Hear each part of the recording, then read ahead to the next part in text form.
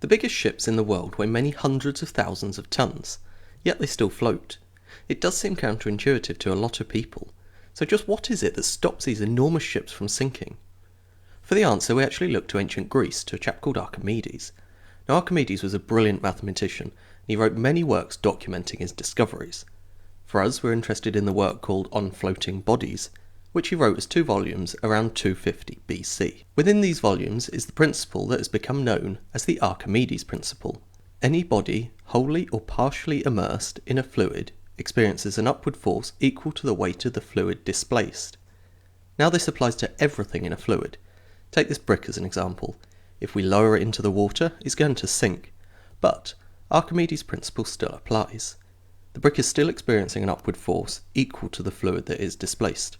It's just the upward force is not enough to counter the weight of the brick. You can measure the amount of fluid displaced by either calculating the volume of the brick mathematically, or measuring the amount of water that has been pushed aside. Measuring this brick gives 20 centimetres, 10 centimetres, and 5 centimetres. The volume is just these 3 multiplied together, and doing that in metres gives us 0.001 metres cubed. This is the volume of the fluid that's been displaced. Looking back at Archimedes, you notice that we need the weight and not the volume. To turn volume into weight, you need to know the density of the fluid. Fresh water is easy to remember. It's got a density of 1,000 kilos per cubic metre, and this is why I wanted the volume in cubic metres. We can find the weight of the fluid displaced by multiplying the density by the volume, which gives us 1 kilo. The brick has displaced 1 kilo of water, and Archimedes tells us that the upward force experienced by the brick is the same as the weight of the fluid, so the brick is experiencing an upward force of 1 kilo. Given that the brick itself weighs 2 kilos, that upward force is not enough to overcome the weight, and the brick sinks. To make an object float, we can turn to Archimedes again, and another one of his principles, which is the principle of flotation. Any floating object displaces its own weight of fluid. Again, we can apply this to the brick. To make the brick float, it needs to displace its own weight of fluid, and there are 2 ways to do that. You can either make the brick lighter, but keep it the same volume, maybe by hollowing it out, or you can keep the brick the same weight and make it displace more water. This is the same as tying a balloon to it, if we assume the balloon doesn't weigh anything. And ships use these exact same principles. They just need to displace enough water that it counters their own weight. Take this ship as an example. Its rough dimensions are 300 metres in length, 40 metre beam, and 15 metres draft.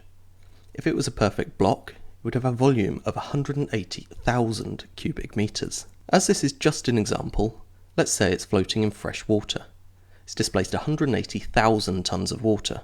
Because of Archimedes, we know that it's floating because the ship itself, plus the weight of all the cargo, equals 180,000 tonnes.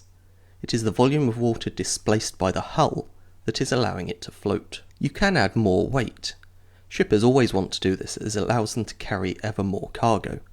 As you add more weight, however, the ship needs to displace more water to remain afloat. And ships can do this quite easily just by sitting lower in the water. They're increasing their draft.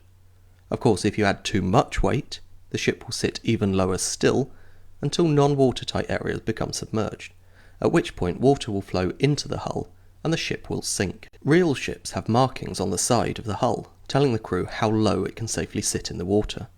These are known as the plimsoll line, and when the ship is sitting on this mark, it's displacing the maximum amount of water that it's allowed to, so it's carrying the maximum amount of cargo that it can. As ships get ever larger, they simply need to displace more water to remain afloat. Bigger hulls naturally displace more water. The biggest ships in the world float just as happily as small boats. Their bigger hulls displace more water, which generates a larger buoyancy force, which supports their larger weight. It may be counterintuitive, but when you dig into it, it does make sense.